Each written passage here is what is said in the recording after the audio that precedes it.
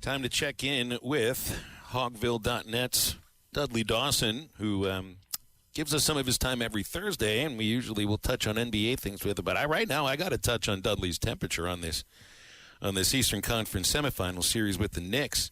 Dudley, 2 losses in the Garden to the Knicks, 2 big blown leads to the Knicks, and a series back to New York. Yeah, what's going on here? Yeah, so much for my prediction of Cleveland and Boston playing. At least both of them lost 2. It's been a tough deal here. Get up 20-point leads and then blow them. That's something they did a few times during the season. But if Porzingis doesn't get healthy and we don't win that first one back in New York, we're in big trouble. And I won't be able to get any T-shirts this year. Hey, Dudley, let me ask you about 2 players. I'd love to get your opinion on this. That Jalen Brunson, the point guard for the New York Knicks, and then Tyrese Halliburton, the point guard for the Pacers. What's more your style you like? Because I tend to believe in the L.A. Olympics, one of those guys will probably be leading this American team. Or do you think both those guys, which one of those guys' game do you like better? Well, that's tough there. I think that,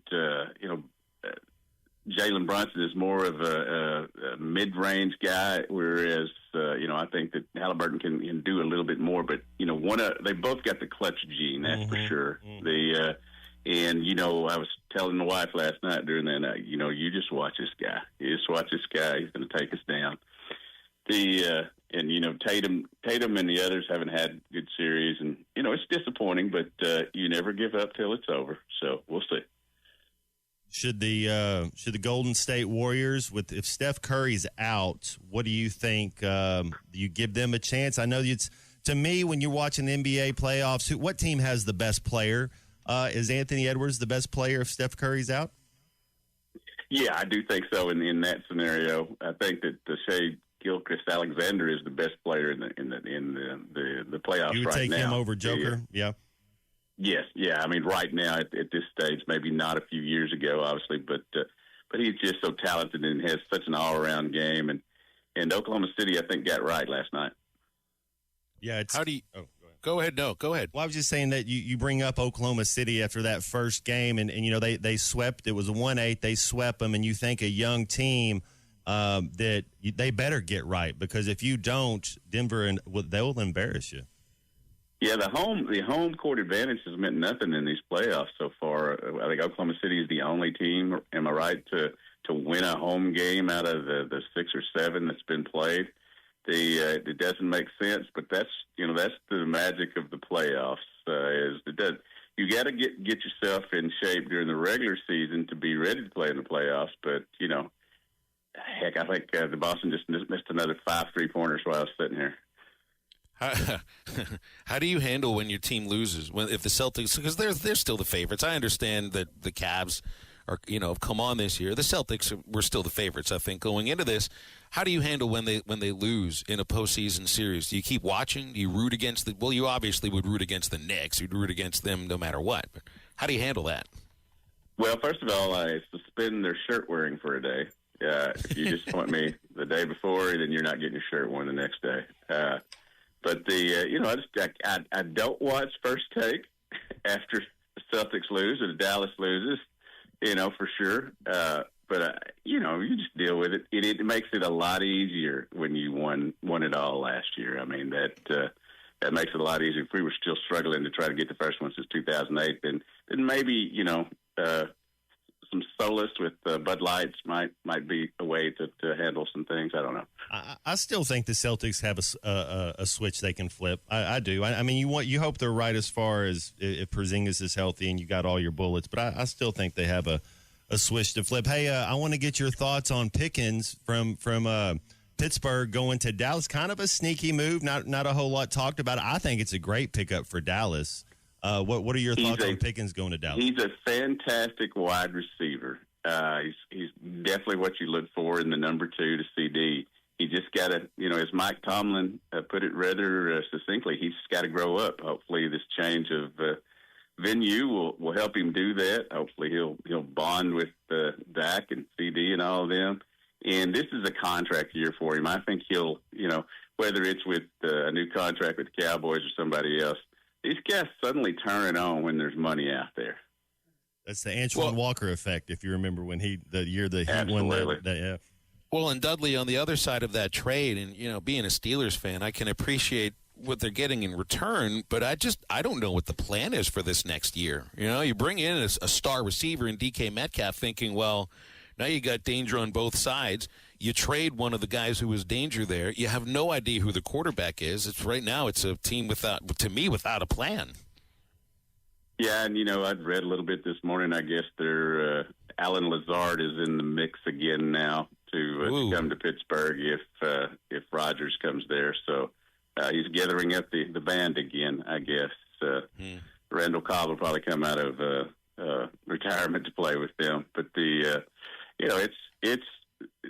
amazes me. I would just move on if I was Pittsburgh. I would have drafted, whether you drafted a Shadir or not, I would have drafted a quarterback, and they got Will Howard, I think, Dudley. But I'm talking about one of the. I'm talking about top five. Early on. Yeah.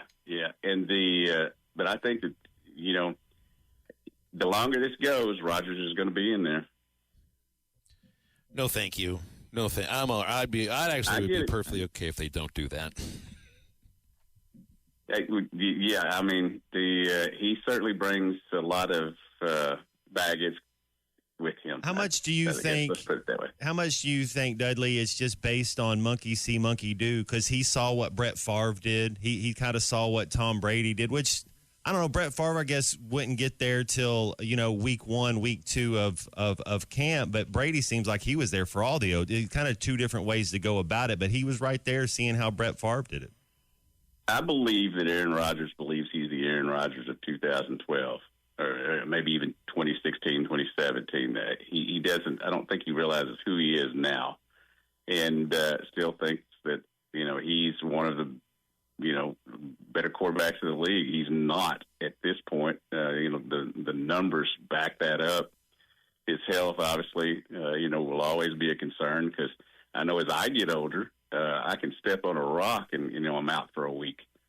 With a knee strain or whatever, and it's just at some point the Steelers have been so consistent, getting those 10 wins every year, getting into the playoffs, maybe not winning a playoff game, but it's getting about time to, at least to me, to move forward with a new quarterback and a new mindset. You certainly got DK Metcalf, and he's a star, obviously. But you gotta put some other things around him, and I'm wondering how they'll do without Najee there as well. I want to ask you: I didn't miss a Dave Van Horn media availability? They usually have a pre-series presser the day that they'll travel. That would be today, but I don't know I don't think he had a presser, and so that would just be what happened at Swatters, right? We talked it over Monday, and they decided we'd just ask all the questions we needed there at Swatters after Swatters. So that was it. Obviously, it's going to be a big series for them. There's still some hope to win the conference title, but more than anything, and this, it's getting one of those 8 national seeds. Because even if it hadn't worked out recently, you put yourself in the best situation to win, and that's in front of your fans at your place, where they've done pretty well except for one weekend.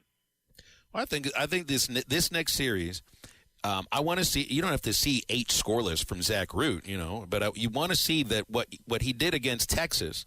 Kind of what also happened against South Carolina and Vanderbilt, that's the Zach Root that we're about to see. That it wasn't just a one-off thing, that he is the Friday pitcher that he looked like for a chunk of the season, and certainly last week he did too. Same with Gage Wood. You want to see he's going to get up to 80 pitches, I think. You want to see that's fine, and I'm sure it will be. So for me, the biggest thing, I want to see that the starting pitching continues to, I don't know if I could say improve, because I don't know if it could get too much better from what we saw at times last week, but at least that starting pitching can continue to be a strength.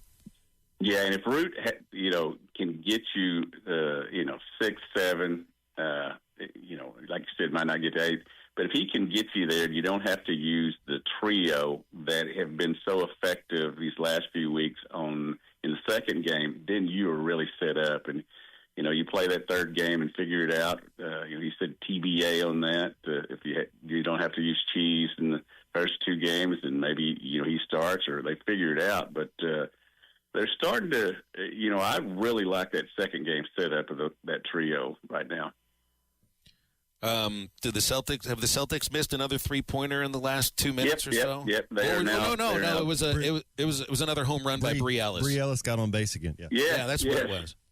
Hey, she's my favorite quote on campus, man. And she that home run yesterday, you could just see that coming from a mile away.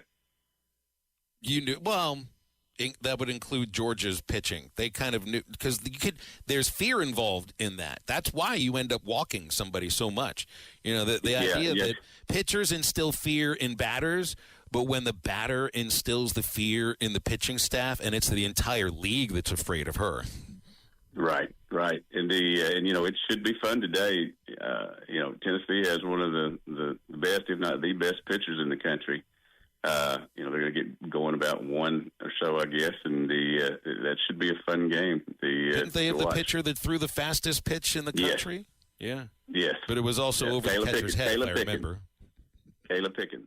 BetOnline is the world's most trusted betting platform and your number one source for all your sports betting action. Baseball season is in full swing and we're into the NBA and NHL playoffs, and BetOnline has more ways to stay in on the action with the latest odds, news, and scores, even live in-game betting while the games are being played. With the largest selection of odds on everything from the MLB, NBA, NHL, and UFC, BetOnline remains the best online source for all your sports wagering information. In between games, head over to the BetOnline Casino with all the top Vegas-style games, including poker and live casino. Bet online, the game starts here.